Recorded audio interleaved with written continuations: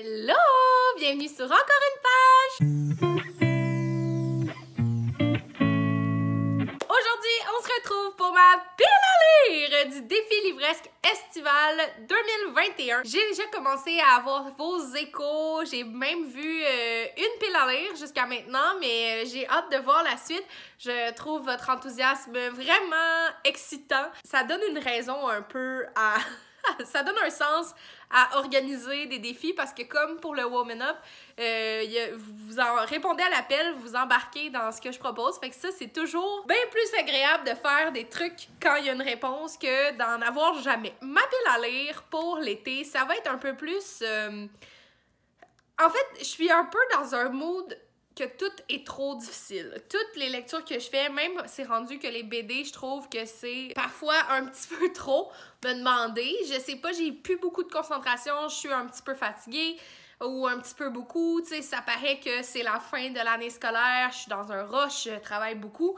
Et c'est ça, je suis moins motivée à lire, mais pourtant, dans le défi, dans les catégories, on dirait que j'ai tout mis des gros livres. Je sais vraiment pas si je vais réussir à lire tout ça. Normalement, j'essaie de mettre quelques BD à travers les catégories pour essayer de m'alléger le truc. Mais bon, c'est une pile molle, comme dit Sylvain Desmenties. C'est une pile à lire qui va changer au gré de mes envies, au gré des nouvelles sorties ou des nouvelles suggestions. C'est ça, j'ai envie de me laisser inspirer aussi, puis de pas trop me casser la tête si j'ai pas envie de lire un livre. J'ai pas envie de me forcer parce que je l'ai mis dans ma pile à lire au mois de mai. Comme je me permets d'être un petit peu plus lousse avec les catégories cette année. On va commencer avec le premier menu. Moi, j'ai décidé de valider le défi avec la première façon et c'est de lire, j'ai choisi de lire les deux menus au complet. Donc, le premier menu, douceur. La première catégorie, c'est crème glacée, limonade sucrée. Et là, c'est un livre jeunesse ou un favori d'enfance. Puis moi, pour ça, j'ai décidé de mettre L'été d'avant de Sarah Maud Beauchesne, publié chez La Bagnole. C'est en lien avec la série L'Académie qui était écrite par Sarah Maud Beauchesne. C'est pas une série que j'ai déjà écoutée, mais j'ai l'intention de le faire dans les prochaines semaines ou prochains mois. Là, je sais pas combien de temps ça va me prendre d'écouter ça. Je sais qu'il y a 3 saisons. Il y a des dessins aussi de Maude Bergeron qui est derrière Les Folies passagères. Donc, j'ai hâte de voir ça. Je connais zéro l'univers. Je sais que ça se passe dans une école privée. Puis, je crois que le début là, de la série, c'est que normalement, c'est un collège privé pour filles. Mais cette année-là, il va y avoir des garçons. Il me semble que c'est ça. C'est comme ça que ça commence. J'ai hâte de découvrir cette série-là. Je sais pas si je vais aimer ça, mais je suis contente parce que c'est MH la lectrice qui m'avait donné ça au swap de Noël. Donc, j'avais vraiment hâte de l'essayer. Mais j'attendais l'été. Pour Sieste au soleil, il faut lire un livre court, donc moins de 200 pages. Et pour ça, j'y vais avec le deuxième cadeau que MH m'avait donné. Et c'est 13 nouvelles vaudou de Gary Victor, publié chez Mémoire d'Encrier. C'est un auteur que je vois beaucoup passer sur la chaîne des lectures de Marjorie. Je n'ai jamais lu quoi que ce soit qu'il a écrit. C'est pas ce livre-là que... ce livre-là en particulier, je l'ai pas vu passer, mais la thématique m'intéresse. Puis je trouve que les nouvelles, c'est une bonne façon de découvrir un auteur. Tu vois un peu son style d'écriture. Fait que j'ai envie d'essayer ça. Puis ça fait 150 pages, donc je pense que ça fonctionne très bien pour Sieste au soleil. Je sais pas si je vais être capable de le lire en un seul coup ou je vais lire en comme 13 jours, mettons, là, j'étale ça. On verra bien, mais j'ai vraiment envie de lire ça cet été. Pour la catégorie solstice d'été, j'ai beaucoup d'idées, donc de littérature autochtone, mais j'ai envie de me laisser tenter par Chuni de Naomi Fontaine. Ça fait déjà 2 ans que ce livre-là est publié. Je l'ai toujours pas lu. Naomi Fontaine, j'ai beaucoup aimé Manichanetti. Kwesipan m'a un peu laissé un peu, pas sur ma faim, mais... on dirait que j'ai pas beaucoup de souvenirs de ce livre-là. Fait que j'ai vraiment hâte de voir Chuni. Et je l'ai pas avec moi, mais je vais l'acheter probablement d'ici la fin de l'année scolaire comme une petite récompense. Fait que c'est pas mal ça pour Solstice d'été. Pour la chasse aux chanterelles, il fallait choisir un livre qui nous met dans une ambiance. Et là, comme je l'ai dit, ça peut être vraiment toutes sortes d'ambiances. Moi, j'avais plus en tête quelque chose de glauque ou d'un peu obscur. Mais j'avoue que ça peut être difficile de savoir si un livre va nous mettre dans une ambiance ou pas. Mais en même temps, tu sais, juste la couverture ou des fois le titre, ça peut nous donner une idée si ça va être quelque chose d'un peu atmosphérique ou ça va vraiment, tu sais, ou pas, là. C'est pas un gage sûr, mais je vous dirais d'aller dans ce sens-là. Puis, tu sais, ça peut être juste aussi qui vous met dans une ambiance, ça peut être à la limite qui vous met dans un certain mood, dans une certaine émotion. Fait que si, c'est ça, si vous avez l'impression qu'un livre va vous faire du bien ou va vous captiver, ben ça peut être comme ça que vous interprétez la catégorie. Moi, j'ai choisi Les Abysses de Biz, publié chez Leméac. Donc, j'ai déjà lu 2 livres de Biz que j'avais bien aimés. Celui-là, j'ai jamais rien entendu sur ce livre-là. Je sais pas si c'est apprécié ou pas, mais Les Abysses, c'est clairement quelque chose de sombre, de noir, d'un peu aqueux, mouillé. Je le sais pas. Je pense pas que ça fait référence au fond marin, mais je trouve que peu importe, Les Abysses, moi, ça m'inspire comme un décor, une fraîcheur, une luminosité. Comme il y a quelque chose qui vient avec ce titre-là que je trouve qui fonctionne bien pour la catégorie. Puis, ben, j'ai vraiment hâte de le découvrir, ce livre-là. Je l'ai acheté en usagé, mais je vais vous en reparler dans quelques semaines dans mon bocal. Pour la catégorie S'mores sur le feu, il faut combiner 3 choses qu'on aime. Et là, j'ai eu un commentaire d'une abonnée qui me disait que vous mangez pas ça en France, des s'mores, mais ça m'étonne quand même parce que c'est assez connu ou partout, je trouve, dans la culture. Peut-être que je vis en Amérique puis j'ai l'impression que c'est partout, mais c'est peut-être pas le cas. Mais bon, un s'mores, c'est un petit biscuit Graham avec un morceau de chocolat et une guimauve grillée. Puis tu presses ça puis tu manges ça comme... C'est chaud, là. C'est pas froid. Fait que c'est une petite collation gourmandise, là. C'est ça, un s'mores, c'est le concept. Fait que 3 choses qu'on aime. Moi, j'ai décidé d'y aller avec le 3e tome de Fanny Cloutier, L'été des grandes vérités de Stéphanie Lapointe, publié chez Les Malins. C'est un livre qui combine un personnage que j'apprécie beaucoup, des couleurs vives qui sont vraiment une chose que j'aime. J'aime les couleurs vives, j'aime les couleurs pastel, j'aime les couleurs plus que le noir, mais on dirait que ça paraît pas, hein? Et aussi, j'aime quand il y a des images, donc je pense que ça combine justement 3 choses que j'aime, puis j'ai juste vraiment hâte de retomber dans l'univers de Fanny Cloutier. Je l'ai pas encore, mais je vais aller l'acheter en même temps que Chuny dans quelques jours, voire semaines. Pour On the Road Again, il faut lire un livre qui parle de voyage dans un autre pays, escapade, aventure, là, tu sais, on sort.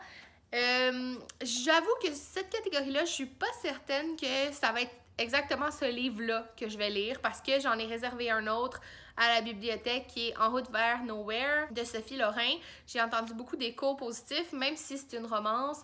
Ce qui m'intéresse dans ce livre-là, c'est le fait que ça se passe au début des années 2000, puis les références culturelles, comme ça, ça m'intrigue. Mais bon, celui que j'ai en ce moment, c'est Une histoire américaine de Jacques Godbout, publié chez les éditions du Seuil. Donc, j'en ai déjà parlé un peu dans le tag Ménage du printemps, mais c'est un homme qui part en Californie pour essayer de vivre le rêve américain, mais il va comme tomber dans un endroit un peu suspicieux, crime, réflexion politique, je sais pas trop vraiment de quoi ça parle, mais je trouve que la couverture fait vraiment estivale, puis j'ai envie de découvrir ça cet été. Je l'ai aussi acheté en usagé et je trouve qu'il est en magnifique état, là. On dirait que personne ne l'a jamais lu, mais c'est peut-être le cas parce que ça me semble être... Je pense que c'est un livre qu'on lit beaucoup au cégep, puis ça se peut que la personne l'ait acheté sans jamais le lire. On va passer maintenant au menu chaleur, donc un menu qui est un petit peu plus pointu dans mes goûts, là, qui est comme plus spécifique. J'ai choisi de le relever lui aussi.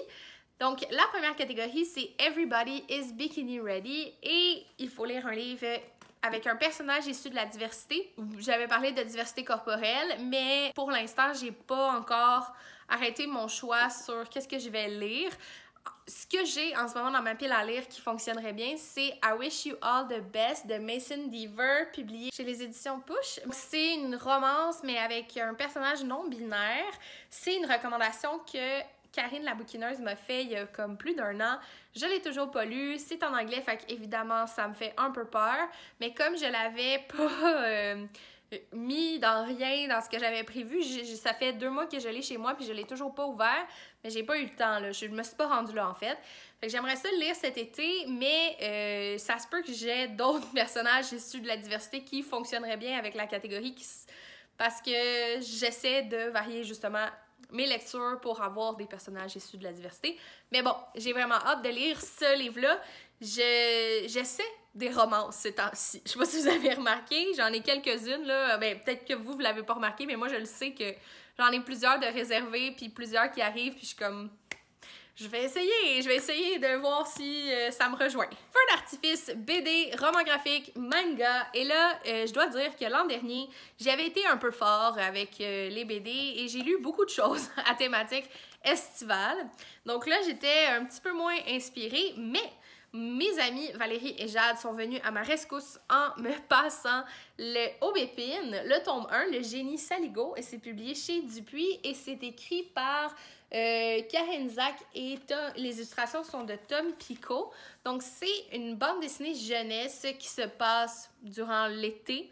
Je sais pas trop qu'est-ce qui se passe, je crois que c'est un petit peu fantastique, mais ils m'ont dit que c'est un petit peu dans l'esprit du garçon sorcière. Fait que ça...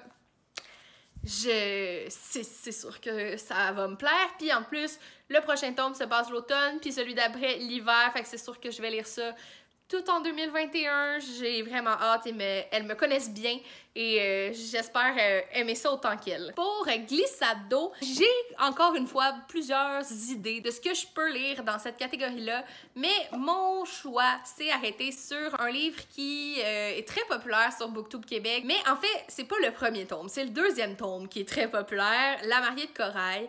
Mais je suis comme pas à l'aise de commencer avec un 2e tome, donc j'y vais avec Nous étions le sel de la mer de Roxane Bouchard, publié chez VLB Éditeur. C'est une enquête policière qui se passe en Gaspésie. J'ai vraiment hâte de découvrir ça. J'ai entendu que c'était un peu lent et que le 2e était meilleur. Je sais pas si ça va me rejoindre, mais j'ai hâte de découvrir cet univers-là. J'avais beaucoup aimé Roxane Bouchard quand j'avais lu un de ses livres qui s'appelle La Gifle. J'ai hâte de voir un peu qu'est-ce que ça donne en policier. Toutes les fois que j'ai des policiers depuis 2-3 ans, je suis comme, moi, je veux juste que ça soit des filles, parce que les gars, j'ai de la misère. Pas que j'ai de la misère, mais je trouve qu'ils sont des fois dépeints de façon peu intéressante pour moi. Mais en tout cas, j'ai pas encore eu de coup de cœur pour une série policière écrite par une femme, fait que peut-être ce sera celle-là. Pour barbecue du dimanche, il faut lire Famille, Secret ou Faux semblant. Et là, je me suis laissée tenter par Rap pour violoncelle seul de Marie Spagé, publié chez Leméac Jeunesse. Donc, c'est pas vraiment famille, c'est pas vraiment secret, mais je pense que Faux semblant, ça peut être un peu comme stéréotype.